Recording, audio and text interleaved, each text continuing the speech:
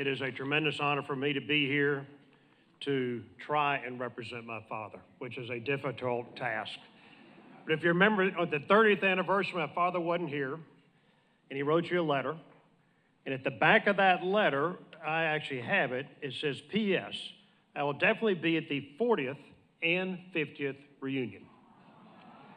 He didn't quite make the 50th, but he was here with us in spirit, as you could see with that hip, hip hooray. And when I come, I've been so blessed. I don't know how many reunions I've been to with this POW family. And it is like a family reunion for me, because I grew up with these great men. And the men in this room, you're my heroes. I want to be like you. And I joined the Air Force because of the inspiration that you gave me. And Robbie Reisner was my graduation speaker at Vance. Robbie gave me his wings when I became an Air Force pilot. And right before Robbie passed away, I was able to put those wings on my son when he became an Air Force pilot. Thank you.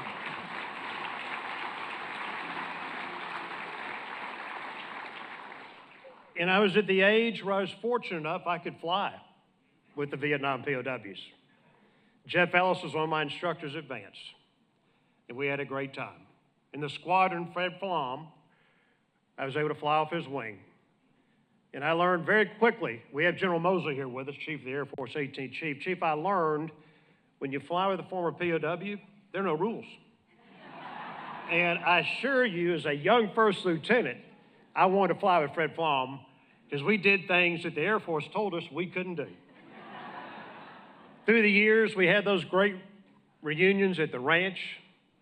And you remember those T-38 flyby?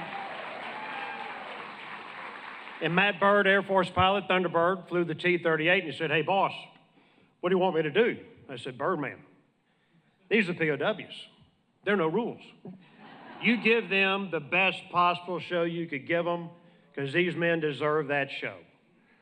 And my wife and I were there, and it was all approved because we're right next to DFW Airport. FAA had come in and approved the whole thing. I think Matt might have been about 50 feet in full afterburner when he came over. And what was great is I looked over at the FAA official that was watching us, and he was staring at his feet. He didn't want to report what he saw. And so if you look at the life we've had, my father decides to run for president. Who helps him? Orson Swindle. Orson, you're here. God bless you, Orson, for your friendship. Who is his vice president? Admiral Stockdale. Wonderful Admiral Stockdale. God bless him. And then when General Mosley and I were working on the Air Force Memorial together, when we needed help, who do we go to? Congressman Sam Johnson. We always had Sam, and I would see Sam in the halls of Congress in that golf cart with his Thunderbird patch right at the front of that golf cart with that huge smile. And the last time I saw Sam, he was in our office. He's in his wheelchair with my father. They were touring the POW exhibit at the office. And Sam looked up at my father and he said, Ross, if it wasn't for you, I wouldn't be alive today.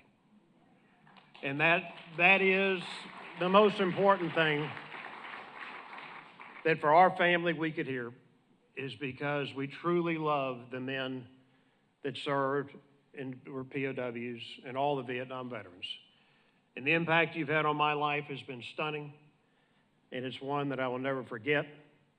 And if you remember our 45th reunion just a few years back, and you remember the B-52 that came over to about 500 feet above the ranch with the bomb bay doors open, again, there was a little bit of that. We had to call General Mosley, say, now, Chief, how do we get this B-52? Somehow it just showed up.